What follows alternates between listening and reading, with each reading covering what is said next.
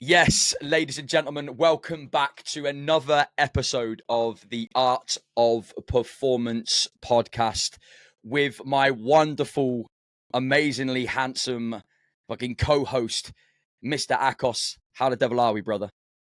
Very good, mate. How the devil are you? I'm very good. I'm very, very, very good. It's hot outside. The sun is shining. Life is good. And damn, have we got a good podcast topic in store today, right? We have indeed. It's going to be hard to beat the BPC topic. I think people like that one. So, yeah, we've got some pressure on our shoulders.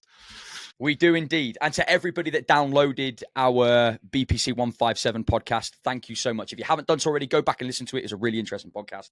But today's podcast, the core question, which I think has got so much heat across social media over the past few weeks, particularly over the past few months. It's more and more relevant now in today's day and age, as it were. That core question of, does a coach need to be in shape? Does a coach need to be in great condition, physically, mentally, healthily, emotionally, whatever those things might be, in order to be a coach? A loaded question, my man. A loaded question. But just on anecdotal experience and maybe thinking about some of the industry and the examples that you've been set, where's your overarching viewpoint on this, Akos? Mate, this is a great subject because I can resonate so well myself with this because I've been getting people in shape for 20 years, and the shape one is probably the key one because I've never been on stage myself. I've never, wanted to do a physique competition. And I guess it's always a question on whether people think that is a skill that I'm lacking in my abilities to coach people that step on stage that getting ridiculously lean or looking phenomenal, because it's never been a goal of mine to do so. So it's a really good subject. Such a good subject. Yeah, I agree. I absolutely agree. And I think what we're going to dive into is maybe, first of all, do we believe a coach needs to be in top physical condition to help clients achieve fitness goals and to help clients achieve performance goals? Anybody that knows me in the online coaching space, I'm not a big advocate of sharing side-by-side photos. And that's simply down to the point that, for me personally, we're seeing a small, open, in fact, it's not even open. We're seeing a really small closed example of a snapshot of time. We're seeing somebody who has taken a before photo at a certain stage in their life and somebody that's taken a whatever photo at the end point of their transformation. We don't actually see what's beneath the surface, do we? We see only in that personal, and again, it's a personal experience, which is really important because my vision of a photo and how somebody looks will be very different to how you will view a photo of a person stood side by side in incredible shape. So I think for me, are there successful coaches who haven't traditionally fit? Well, are there traditional coaches who would deem in the stereotypical world as fat that don't fit the fitness stereo trainer type? Are there people like that you've come across?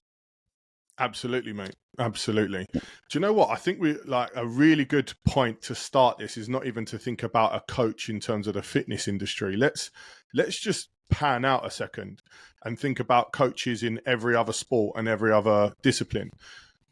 Does a coach need to be a top level footballer to be a really good football manager? These are the questions you got to ask. Has a top level footballer, an elite level footballer, ever been a really good manager? All the good managers have never been the top best players. Do you agree with that? Do you think that in sports, 100%. When you look at that, 100%, mate. And I think we look at anybody across any sport. I know some of the country's best Olympic weightlifting coaches that haven't. And I come back. We'll talk about KSE in a minute because I think that's really important. But I know a lot of Olympic lifting coaches that have never actually competed at masters level, at national level, at world level, internationally. But they are still incredible coaches. And then again, we also have to consider at what stage and what level are they coaching people here. Yeah, absolutely. And if we measure, like the thing is, when we're looking at a coach, we're like, do we want to be coach that? Do we want to be coached by that person, or do we want to try and be that person? And a lot of the time, it's like you want to be coached by someone because you want to look how they look, and that's not how you should choose a coach. And then it's not really measuring the abilities for them to coach people. You're looking at their ability to do it for themselves. So I just think that the sport one is really the key one, because when I look at, people, hopefully people can listen to the podcast and reach out to us and think of loads of sports and loads of scenarios where the coaches were all elite level athletes, or they were at the highest level when they were competing. A lot of the time they're not. They just really love the sport. They have a serious love for the sport. They know the ins and out of the sports, and they know how to coach people. They want people to do well. They actually want people to do well better than themselves. And I will say that so many times with my clients. Is like, I will celebrate a win for one of my guys that I coach a hell of a lot larger than me creating some sort of physical change for myself or a performance goal for myself. Like, I'll be like, yeah, that was all right. And then someone else achieves, 10% of what I've achieved, and I'll be like, fuck yeah, that's unreal, So I think those are the attributes you want to see in a coach. You want to know that coach is actually there for you, not so driven by their own goals, so driven by being at the top level for themselves that they don't really have time to coach at a high level. I think that can sometimes be an element. Yeah, it's two ends of the spectrum, isn't it? I agree with you on that one, is that if somebody or one of my athletes, one of my clients, one of my team members, anybody I've worked with that has achieved something, I will celebrate that success until the fucking cows come home. Like, it's the greatest win seeing somebody change something. I had a message the other day from a client that I was working with one-to-one, who is involved in the Brazilian jiu-jitsu space, was a bit of an athlete in that domain. And he started working with me. I think he was at about 82, 83 kilos. But it wasn't a healthy composition that he deemed necessary he was holding. He felt a little bit uncomfortable. He wanted to change his composition, but not because of what I was carrying, simply because he wanted to perform and feel better, more athletic, more speed, more power when he's going on the mat. And that's amazing. Well, we finished our journey and we lost, I think all in all, we lost 11 kilos in total. So he was down at that sort of 74, 75 range, but in a really, really good space, messaging me literally about 3 or 4 months after we ended our premium, and he was on our group stuff. And he's like, dude, I just want to let you know, I've now just reached a body goal of 69 kilos. I feel more powerful, fitter, faster, stronger. And it's crazy. And I just sent him a message saying, dude, how do you feel about that? And he's like, I feel absolutely insane, because it's not been through disordered eating habits, restrictive lifestyles. It's not been about anything but applying the skills and just doing those things daily and showing up. And I was like, fucking yes, get in, come on, sending this voice note down. And that's what it's about. And I think the best question we can ask, and we know this, like, is coaching about knowledge, skills, experience, and education? Yes, it absolutely is. It absolutely is. But when does physical appearance contribute to trust and rapport between a coach and a client? That's a really good question to ask. Yeah, the trust should be there. I mean, we can talk about the fact that if you haven't been down a road yourself, how can you lead them down there? But a lot of what we do, again, with the knowledge and experience that we have, it's the ability to coach the person down the road. It doesn't matter if you've been down there 50 times yourselves. Like, you could have done that 100 times. That road you've been, you know how it works for you. And does that give you the skill set to be able to apply that to someone else? It's the ability of your coaching that will take someone down that road. Like, I would argue someone that doesn't have a clue about the road at all, but can really coach people well, will probably lead them down the road better than someone that knows that journey like the back of their hand, but can't really affect change in individuals. They don't understand why they can't apply or execute at the same level that they did. They can't understand why they struggle with things that you didn't struggle with, you know, that all of those factors. And that's where the trust and rapport becomes like really dominant, doesn't it? It's like, you're a coach, you understand the struggles and the process. You're working with that athlete. It's not an easy journey. You hear the end result, unbelievable result. But once he starts that journey of dropping body weight whilst trying to perform at an elite level, trying to keep his power, endurance, strength going whilst dropping body weight, that's a hard journey. That's a hard road to go down. Your ability to keep him going and trust the process is the power of your coaching, not the fact that you've been 70 kg and know how it feels to be 70 kg. I don't think that's even relative. Yeah, I think coaching expertise, coaching communication, knowledge, skills, and experience. And again, we'll come back to KSE. Knowledge, skills, and experience are really important. And let's break that down. Like, we understand, if you've got a coach that's knowledgeable, they haven't just practiced and they haven't just understood the research and the academics around a certain thing or a certain training methodology, whether that's bodybuilding, whether it's functional fitness, whether it's conjugate, concurrent, whether it's team sports, whatever. They haven't just built a knowledge base out of sheer luck. They've spent time really diving into the research and understanding the needs of what that athlete is that they're working with. That's the first thing we talk about knowledge. When we talk about skills is a different one, because we've got soft skills and we've got hard skills. We've got the softer skills, which is understanding and actively listening. It's body language. It's things that it's soft skills that we can practice and we can nurture. Being a nurturing, empathetic, and caring coach are soft skills that you develop and develop and develop over time.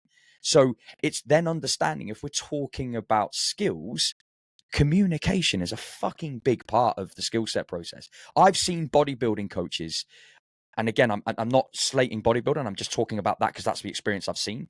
I've seen bodybuilding coaches in some of the best condition possible, incredible, insane physiques, yet when it comes to coaching another person, maybe a female, a male, a younger individual, their ability to build rapport, nurture, and trust with that client is so low, and it's not an area which they've been well developed in. It can see it a mile off, because there's only one way of coaching that human being, and it becomes autocratic. It becomes almost like, do this, do that, do this, do that, rather than understanding that coaching is a democracy.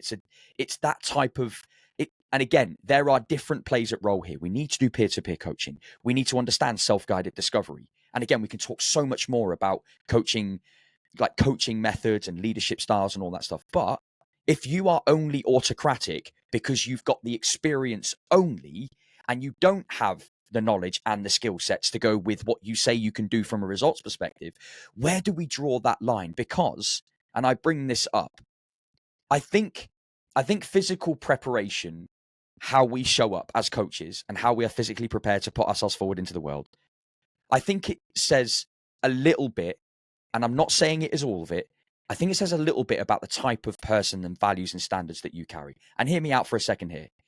I show up as myself, and I try and maintain an incredibly athletic, powerful, strong, highly adaptable, and robust style physique. That's how I carry myself. It is not below a 10, 12% body fat range. Not that, and that's the target that people sometimes think about. To be a healthy range, you've got to be between 12 and 15% body fat, as what people say, which is so far from the truth. I sit at about 15 to 20% body fat, but never before has my relationship with food, my relationship with my partner, my relationship with training been so better. And never before have I been so physically fit and strong and able across a multi-spectrum domain of different sports. So I come back to the point of, you can have all of the experience in the world when it comes to getting in incredible shape. Yes, you can. But if you don't have the knowledge and the academic understanding, the practical understanding, and all the implications that come with that, because we know that academia and science is just one side of the coin, and you don't have the skill set from a communicative background, a biopsychosocial background, an anthropometric, biomechanical, psychological, physiological, any of those realms of what we deal with as coaches, if you don't understand that, and you can't communicate in that way, your experience is only going to get you so far. And that's Yeah. the thing that really kind of needs to be said in this industry, that it, and I think we have to understand, and I'll come on to body image pressure in a moment, because I think in the industry, there's so much pressure in the bodybuilding industry or in the fitness industry to be where we are. So I think when we talk about the role that expertise plays over and above and beyond how you look physically, I will always take a coach that has a blend of the two personally, I think. What would you do? So I think my personal experience is the fact that when I first ever got a coach, I got a powerlifting coach when I wanted to powerlift. And the powerlifting coach that I chose, I was double the total of. I was a much higher level of a powerlifter than he was at the time.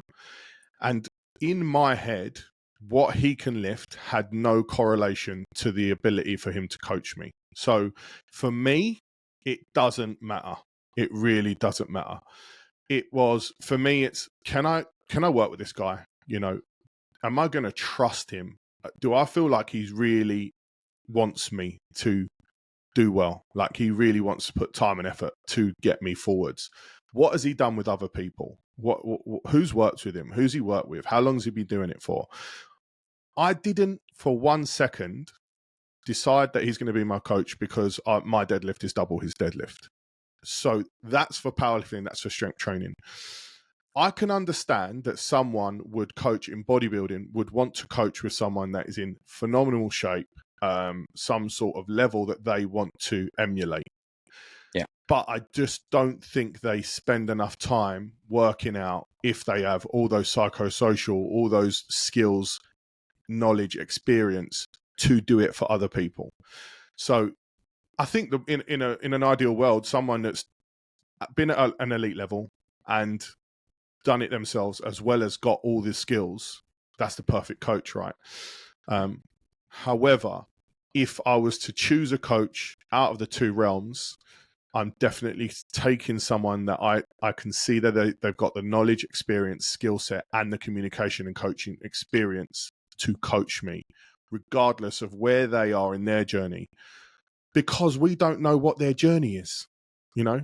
So because I'm not a physique competitor and I was a powerlifting competitor, did that make me any less of a coach for physique? What do you think? I would personally say, and this is anecdotally me thinking about myself, because I know you and I've built a relationship with you, which would happen in most cases. You would build a relationship with somebody first before you work with them. I would come to you because you strike me as the person that has the authoritative background, can effectively communicate with me, and could get me the result.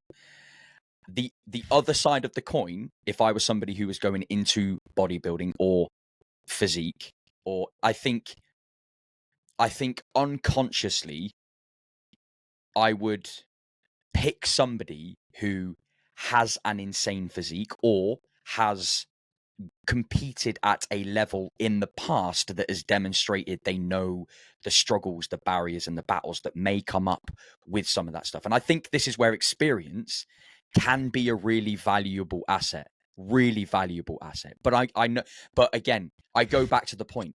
When we talk about building relationships and nurturing people, we build relationships and nurture people to gain that trust, to showcase to people that we have the skills and we have the knowledge, and we kind of do have the experience and a proven track record of getting results. And I think that's what you have to come back to, right?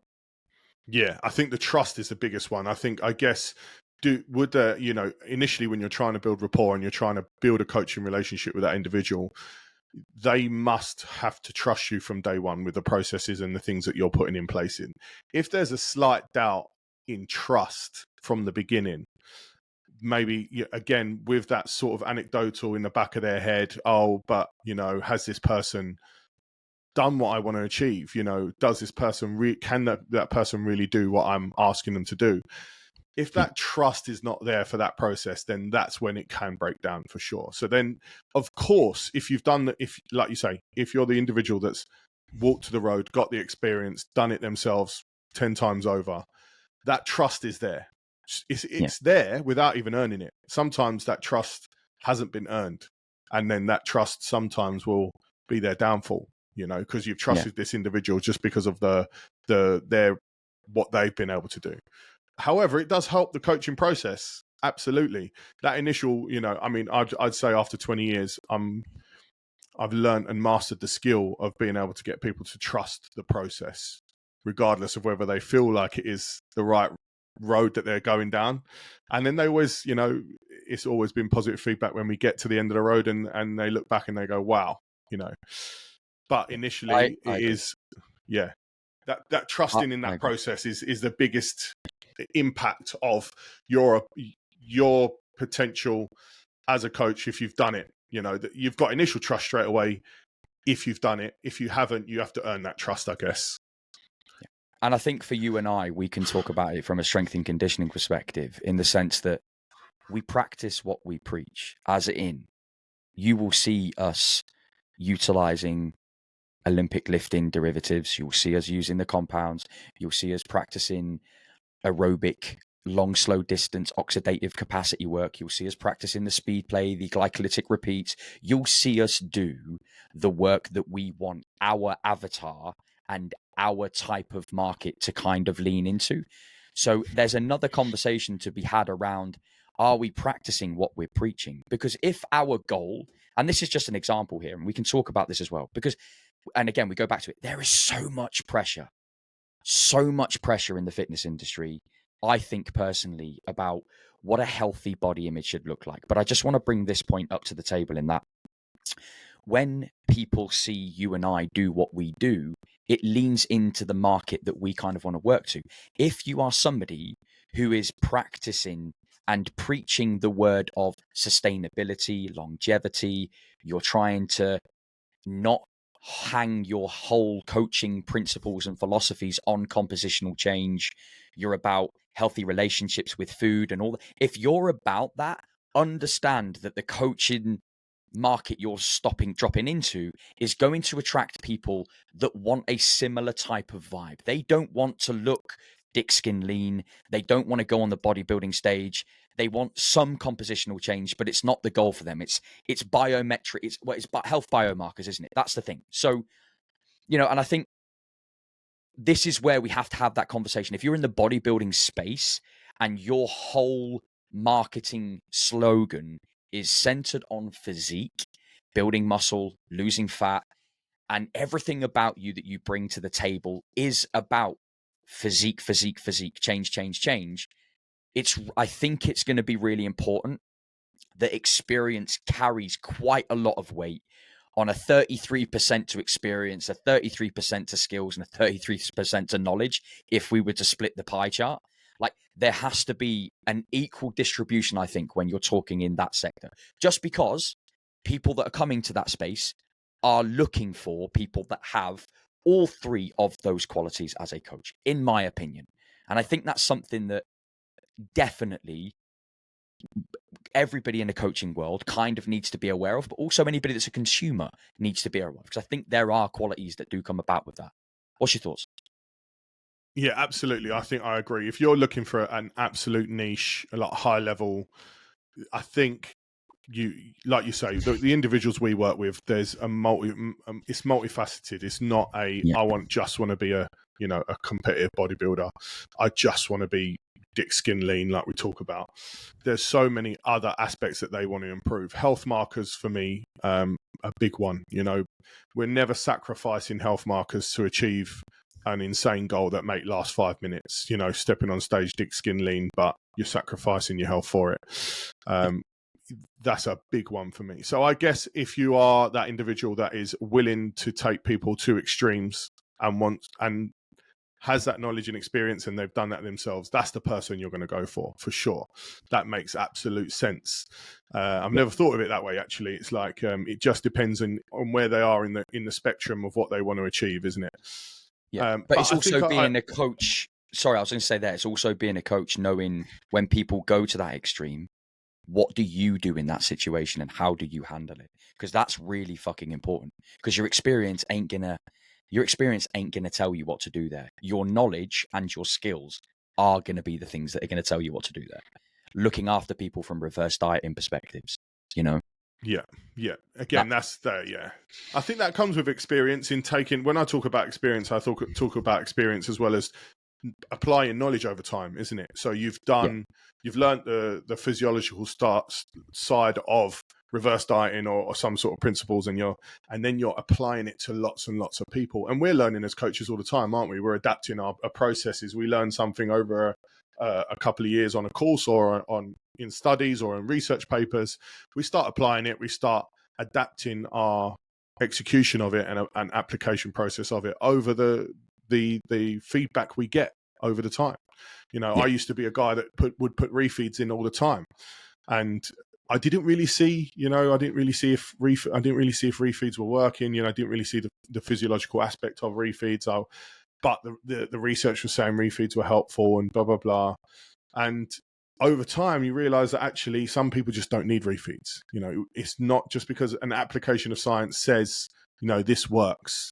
It's that applying that knowledge over time to gain experience to actually how to apply it with people and adapting it to every person that you coach, isn't it? 100%, mate. I think your KSE, the main takeaway at that point there is your KSE is completely molded to the person in front of you. No one person's the same. Everybody's different. And all of those three things play a vital role. And I think that leans us nicely into the segue that kind of is this big piece. And these kind of blend together. I think with the rise of social media and where we're at now, the pressure for coaches to look the part has increased exponentially. And especially because getting into the health and fitness industry is so much easier than it ever has been before. So much easier than it has been before. I disagree with the notion that the industry is saturated. I don't think that's because that has a negative connotation to it. This industry needs to become more of a community than it does a fucking industry, because that invites people into this industry that may have incredible coaching qualities, and they work in banking or finance but are too scared to step into the industry because they don't look a certain way. Like, why can't somebody follow their dreams with that? And I think the pressures that social media brings to look the part, it can be really, really challenging, because I think a lot of followers on Instagram, and again, I'm talking about Instagram because it's the main platform that we see a lot of stuff on. I think followers expect coaches to be ready all the time. I think followers believe that coaches have to be at the top of their game when it comes to being in shape. And you and I, we know this, right? Like, and I could ask you this question, like, how do you think the pressures of looking a certain way as a coach contribute to the unhealthy body images that coaches portray in the Instagram space? Mate, the fitness space is full of body dysmorphia, like it's full of disordered eating. Every coach is the worst, and unfortunately, I think you need to understand that when you come into this industry, there's going to be an element of that. As a coach, you need to be ready for that. Unfortunately, you are going to be judged on how you look. And to be honest with you, is there a situation where you don't get judged on how you look? If you walk into a room and you have got the tattiest pair of tracksuit bottoms on, toe hanging out of the trainers, and let's give an example. How many billionaires we know look absolute like trash? They walk into a room and you go, what is this bum doing in this room? And he's a multi-millionaire. Unfortunately, we're always judged on our appearance. And why would it not be even more exponentially increased in the fitness industry? Of course it would be. So that's part of the game. I think that's part of the game. It's never affected me as a coach. I, honest to God, will say that. I've had the non-arrogance, but the confidence and belief in my own abilities. And that was built over time, over years. And maybe as a young coach, I might say I was in better shape then. I had a six-pack, so we didn't have to worry about it. But since, you know, let's say from early to mid 20s, I've never felt the pressure myself of having to look or be a certain way to prove to people that I can do it. I've never had that. But I know, because I've been a regional manager for Virgin Active when I've coached other personal trainers, hundreds, and I've had meetings with personal trainers, and they really struggle with it. And they feel like if they just do that, shred down and do a photo shoot, they'll have that ability or the understanding or the credibility, let's call it the best word, the credibility to now be a person that can get people in shape because they've done a photo shoot. So I've seen that. And then you get the other spectrum that people think that adding layers to a CV is their credibility, you know, doing every course, putting more bullet points. I think we've both been there. Yeah. I think me and Dean have both been to the point where like, just one more accreditation, one more 3-letter word, 3-letter shortened after our name. Just one more is going to be the cracking one that we go, right, we're credible now as an S&C coach, or we're credible now in our field. True story. So maybe, very true story. Isn't it? Yeah. So maybe it's like we haven't felt the physical need, but we've maybe felt the need to show our credibility in our credentials. You know, I go back to a point that you made before, and there's 2 points here that I think are really, really important to draw out. Like 55% of the first impression that somebody has on you is made in the first 0.3 seconds just by looking at your visual image. So your visual image is one of the biggest proponents of how you carry yourself in terms of how people see you as successful. Believe it or not. You look at any communication stuff, 55% is a big, big, big, big number. And that's increased in some of the spec. That's just generalizing things. And then when you start talking, your vocal communication tool and how you vocally pitch yourself, the accent that you have, it may even strangely enough, down to the brands that you wear. You know, you're wearing a New York Yankees baseball cap. You're wearing a certain brand of hoodie. I'm wearing a certain brand of t-shirt. Everything that comes in and about from communication, the visual stuff that you carry is not just whether you've got facial hair. Like if you come on this podcast and you saw 2 bearded fucking gorillas speaking about health and fitness, straight away, I guarantee you, if you and I were walking down the road, nobody would walk down that same path towards us because they would feel intimidated in a dark alleyway. That's what they would do. So we have to understand that how we pursue ourselves visually carries so much weight in the communication space, especially when it comes to how you show up for your clients and how you show up as a coach. So there are things that we have to consider with that. And that was one of the points I wanted to make, is that you are so right in that you said a point around how we show up, how we carry ourselves, that visual image, that communication. All of those things are really important because, like you said at Virgin Active, somebody that thinks that they are in incredible shape or have got themselves in photo shoot ready condition is going to carry a different level of confidence than somebody that maybe hasn't. The same will be said about accreditations in our industry. If I've gone away and I've done shitloads of accreditations, and Akos and I will be here for fucking hours if we told you the shit that we've done, but the stuff that we've gone away to do, that's our way of trying to add another confidence string to our bow to say, do you know what? I know my shit in this space. I know and understand this here. It's why we go off and do these random things, because we want to upskill our knowledge and accreditation. Of course we do, and our experiences and skills. But what we also want to try and do is we want to try and build our own confidence in our coaching abilities so that we can explore that space. So that's kind of the first thing that we have to understand. The second thing, which I think is really, really, really important to say, is that a coach will, without question, associate their value with how they look and whether or not they think they're going to be a good coach or not. Like, that will happen. That happens so much. You see it in Virgin Active.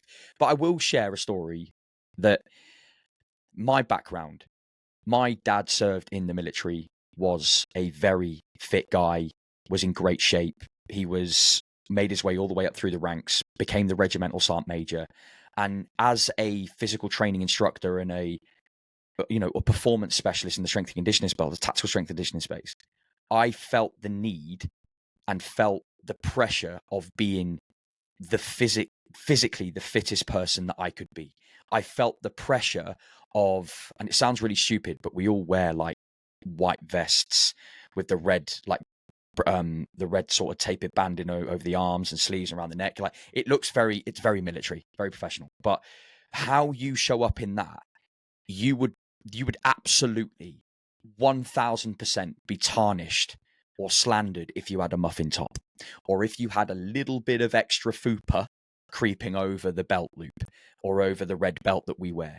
And from a military perspective, the body image that you carry as a physical training instructor that looks after soldiers' performance, there is kind of this brand that actually and this is going back a few years, of course, you need to look the part. You need to be physically strong, athletically strong. You need to look a beast. You need to be jacked. But you would have different components in the military where you might have one guy who's an incredible marathon runner. So he wouldn't ever fill the vest, but that guy was fucking rapid. Conversely, you might have somebody who's got the chest of leishmaniasis and Zeus and would walk around like 10 men, and you knew that you put him on a run, he's probably going to blow out of his fart pipe. However, that bloke can bench. Like, there were different brands and pockets that you would wear and you would carry. So if you wanted to be known as the best, you kind of need to sit in the middle, be strong, look jacked, be athletically, physically ready and prepared, the fittest you could be. And that carries a lot of weight. And the pressure was more because I had my dad serving with me as well. My dad was the regimental sergeant major of the unit that I was at. And that carries different weight in a family regiment where you've got your old boy there, you've got people that have known you since you were shitting in nappies, and you've got all these other, you've got to carry yourself in a certain way. So there was this other added pressure that I felt personally as a coach. And maybe that's why there is a slight bias towards having the experience and kind of the look, as it were. I just feel good looking after myself. Bottom line is, I just feel great looking like this. And if I had a choice between being 15 to 20% body fat and being a physical fucking animal, I would want to be there over being 35% body fat and being the same physical animal.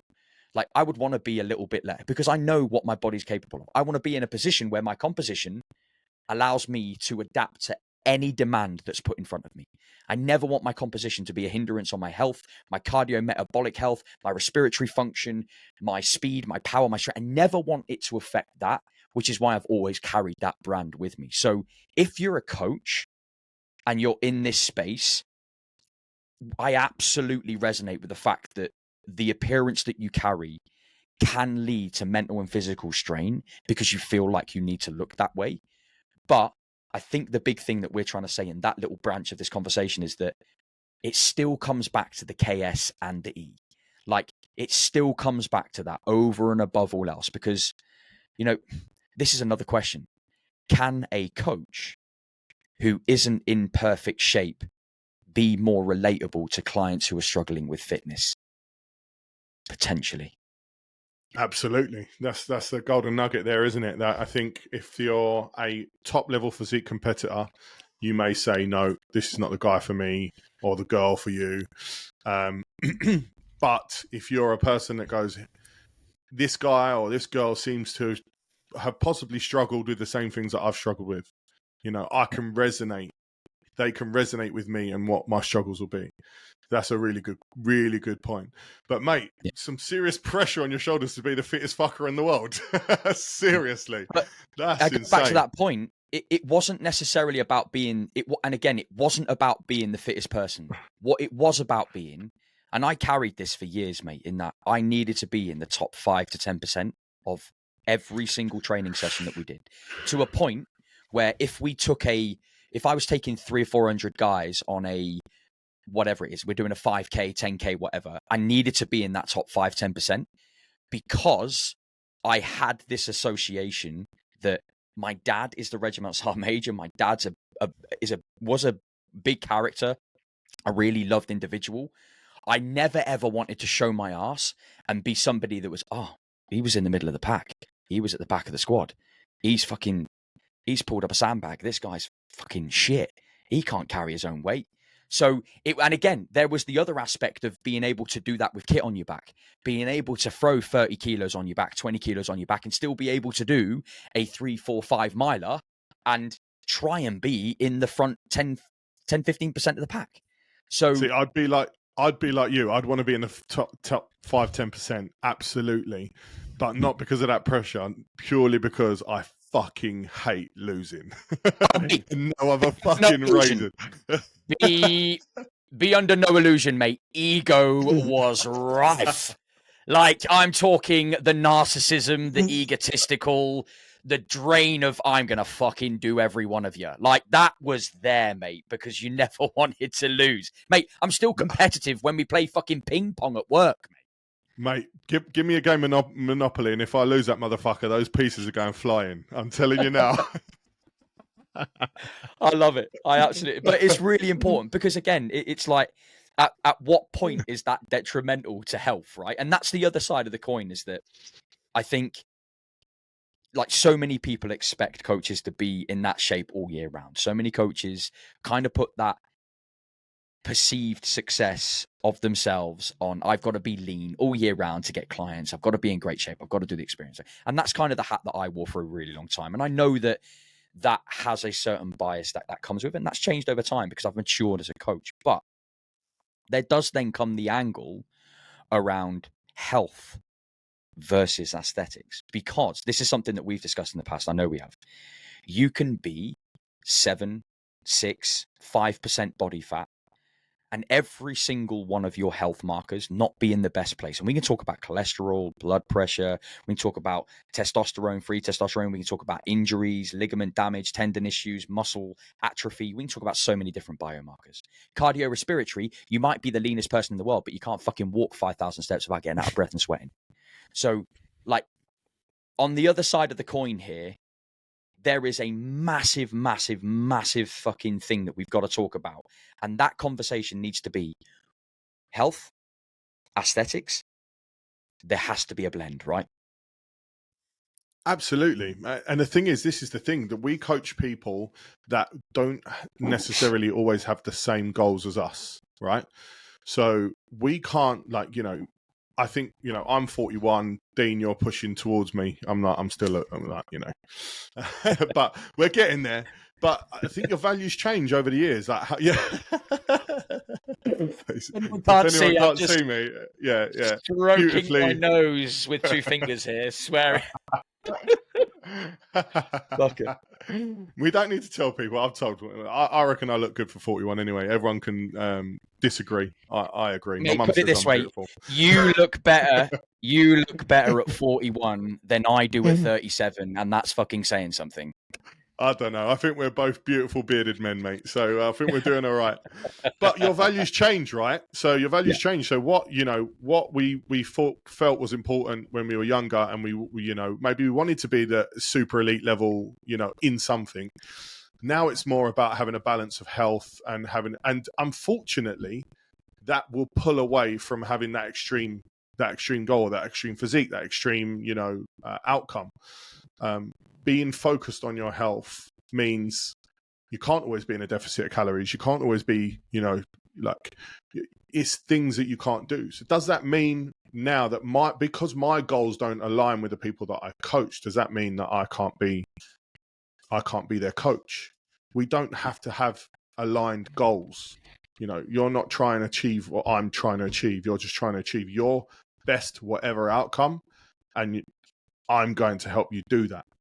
Unbiased, you know. Yeah, I agree. And I think one of the biggest things I wanted to bring up in that point there is the client's, the person's expectations and misconceptions as the coach. And I think this is why we have such an emphasis placed on the discovery call, because ultimately what we want to do is have a conversation with you for 30 to 60 minutes.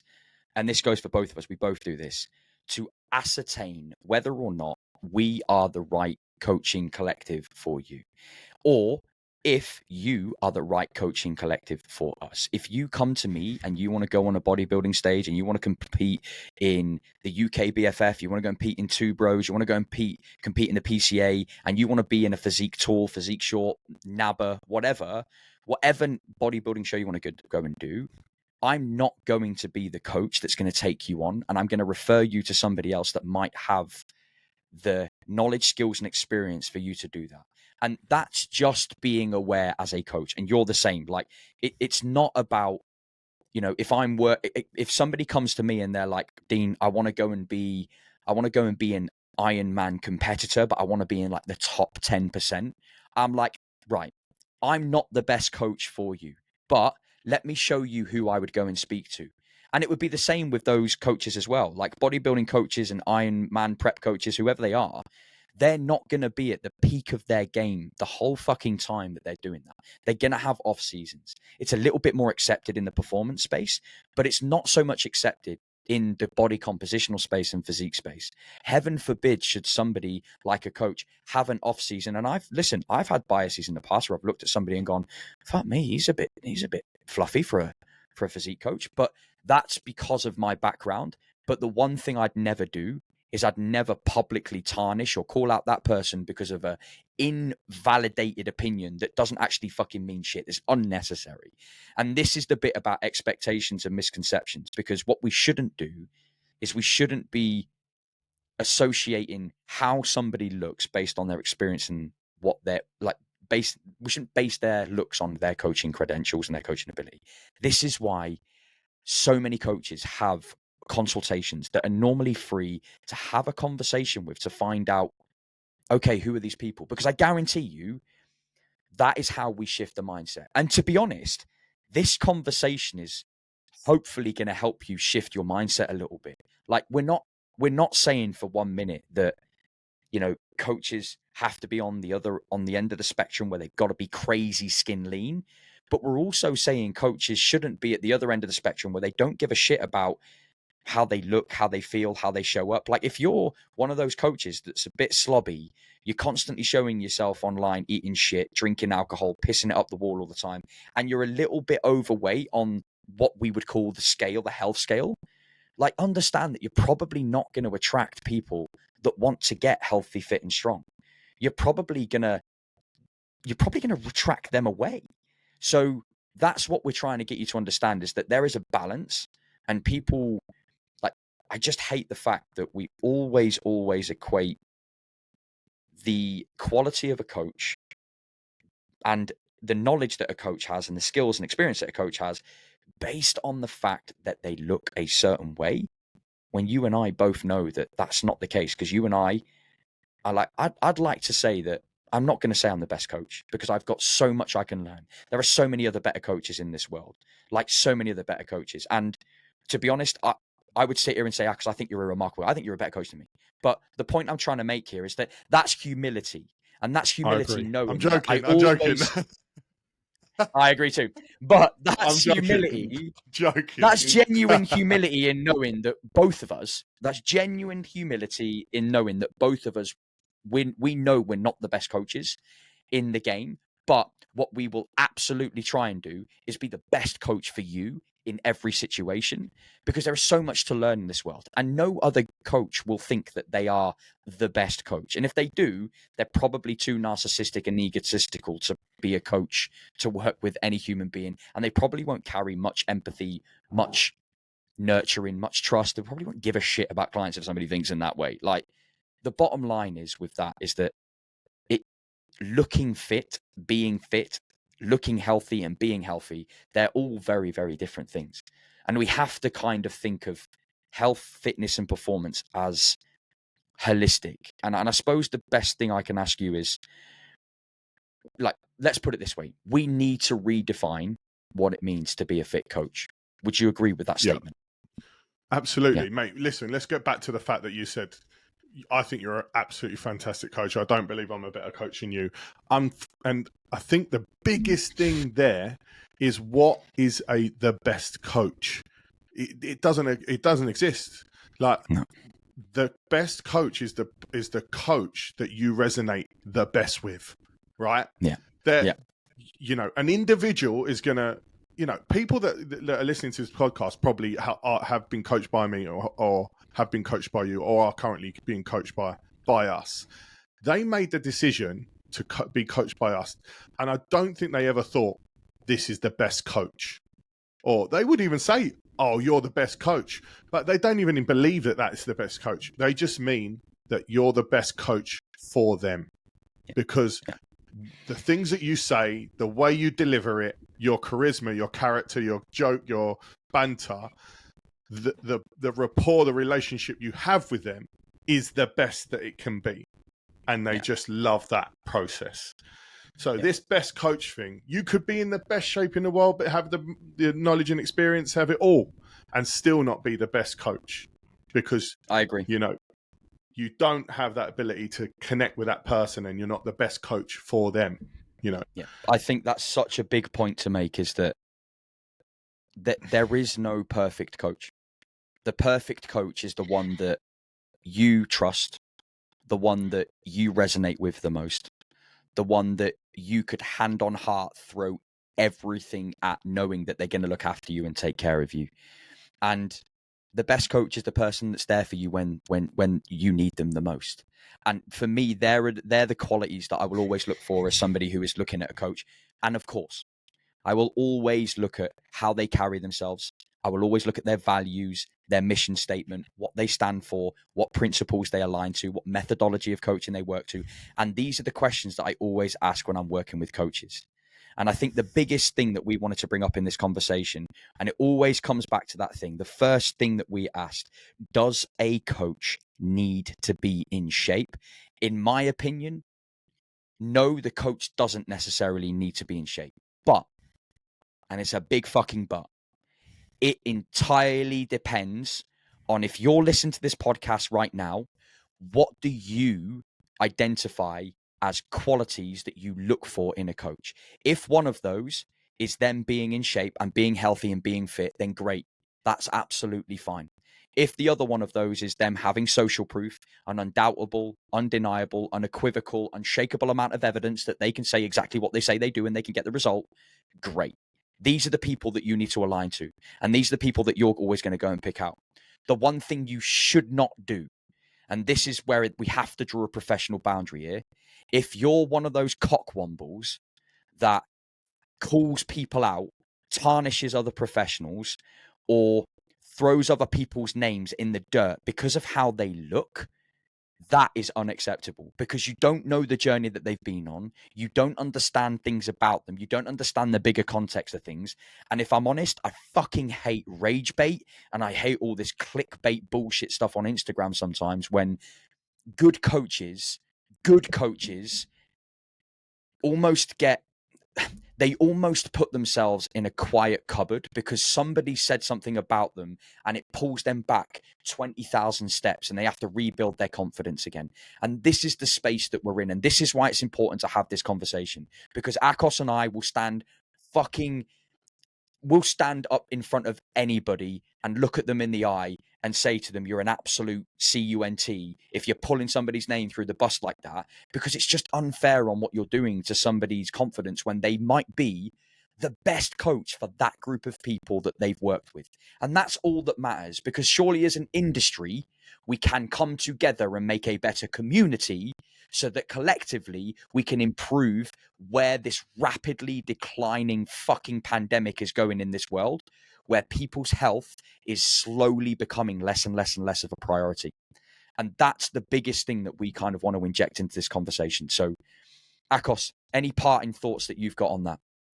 Yeah, I think all I'd say to that, mate, is it's such a shame that we're in this space right now, that we do have, and we have instances and we have scenarios where this has happened, and we were discussing this off air, where coaches have been called out by other coaches on their physique and their ability to do and deliver what they're saying because of what they look like and the image that the other coach thinks that they're portraying, which is just where are we, mate? Where are we in 2024? How are we here that other coaches are calling out other coaches on what they look like, you know? So, if this is one tiny little message that that helps a handful of coaches or a handful of individuals, and hopefully understands that it's one element of a million things, and especially as a coach, you shouldn't dictate your ability to do anything just because of one person's comment or belief or whatever. Don't allow that to stop you from doing what you really fucking love to do and doing what you do really fucking well. And that's the main thing. That's the carry and take home message, team. So again, ask yourself that question. Like Akos and I have said there, I think go back to those points.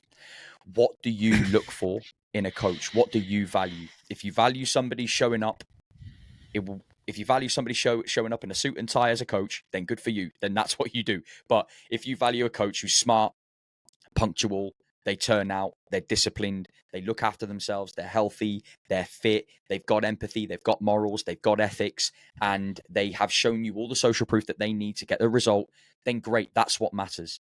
But we go back to it, define what shape is, define what healthy is, define what you identify with. That's more important than anything else.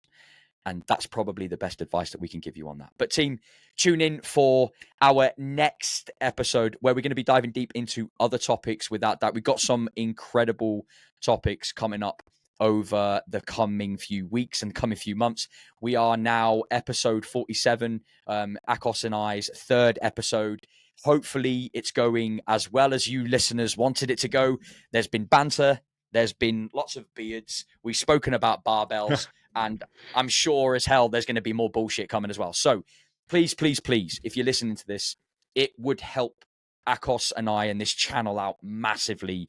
The more engagement we get with this, the more podcasts we can do. And again, we don't get paid for this. We don't want any money for this. We just want your time. We just want your ears. We just want to hear what your views, opinions, and thoughts are. So if you've got something that you'd like us to talk about, share it with us. If you're listening to this right now, click that share button on Spotify or Apple Podcasts or whatever it is you're doing, and just share it to social media. Let people know you've listened to it, and give us your honest feedback and your views and opinions, because it really, really does matter.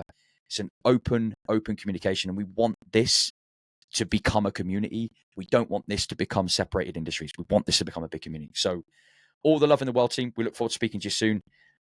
And yeah, tune in for episode 48, which is going to be a blast. Peace out, team. Peace out.